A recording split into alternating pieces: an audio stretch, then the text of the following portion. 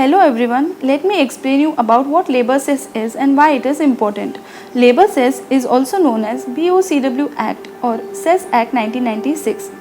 What does BOCW stands for? BOCW stands for Building and Other Construction Workers Welfare Cess Act. BOCW or Labour Cess Act is applicable across India, including all the rural and urban parts of the country, on any sort of constructions, either private or public. This act was introduced due to rapid development of constructions owing to the needs of better public infrastructure development. BOCW Cess Act has been established to provide all the health and welfare measures for the workers engaged in building and other construction works. The BOC workers come under most numerous segments of the unorganized workers in India. The work is also differentiated by its nature, temporary relationship between employer and employee, uncertain working hours, lack of basic amenities, and inadequacy of welfare facilities. That is why there is a need for regulating their safety, health, welfare, and other conditions of the services. So now let's know what is the purpose of Labour Cess. The purpose of this act is to collect the cess on cost of construct incurred for the use of welfare of construction workers who are registered with the respective act. This act is applicable to every establishment employing 10 or more than 10 building workers in any building or construction work any time during the preceding 12 months.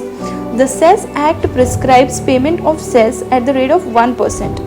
Now the question arises, on what basis 1% of cess is collected? The cess is collected on overall construction cost excluding the land cost and the workman compensation cost.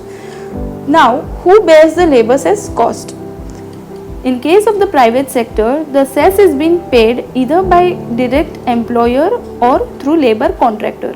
If the employer pays the cess, then he pays it directly to the BOCW board, or the cess is being paid on behalf of the contractor along with the bill. In case of government sector, the cess is being collected by the running account bill.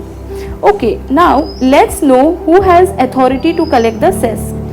The Act states that the cess can be collected by a local authority where an approval of such building or other construction work is required. The local authorities could be the panchayat or municipal corporation who are responsible for issuing necessary permissions for construction as well as collection of the cess.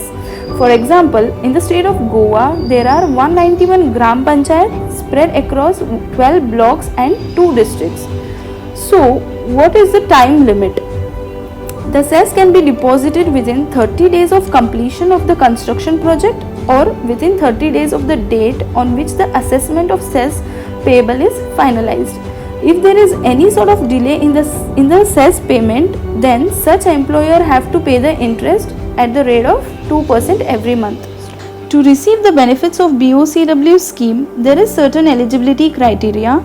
Any construction worker who is registered member in the board shall get the benefits for himself and his family members.